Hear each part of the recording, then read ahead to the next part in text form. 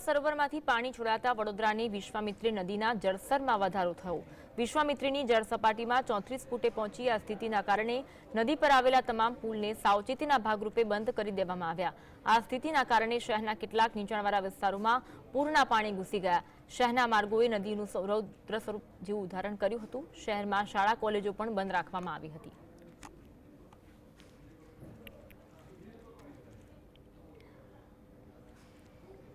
તો ખેડા જિલ્લાના ઠાસરામાં અવિરત મેઘમહેર બાદ તારાજીના દ્રશ્યો સર્જાયા।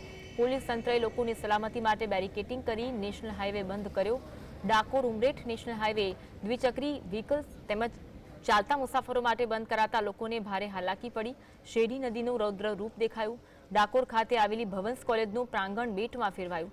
એજી શાહ પેટ્રોલ પંપથી નેશનલ હાઈવે 8 સંપર્ક તૂટ્યો હતો। વરસાદી પૂરના કેડસમાં પાણી રોડ પર જોવા મળ્યા હતા। આજુબાજુ વિસ્તારના રહીશો આ કુદરતી પ્રકોપનો નજારો જોવા ઉમટ્યા। જ્યારે કે ડાકોર મંદિર તરફ આવવાનો પણ સંપર્ક તૂટ્યો। જ્યારે કે સેવાલિયાના અમદાવાદ ઇન્દોર હાઈવે બ્લોક કરાતા મોટી મુશ્કેલી સર્જાઈ હતી। શેરડી નદીના પાણી મેનપુર ગામના ઘરોમાં ઘૂસી જતા તંત્ર દ્વારા અમદાવાદ ઇન્દોર હાઈવેને પ્રોટેક્શનના ભાગરૂપે બંધ કરાતા 5 કિલોમીટર સુધી બંને સાઈડ પર ચક્કાજામ સર્જાયો હતો।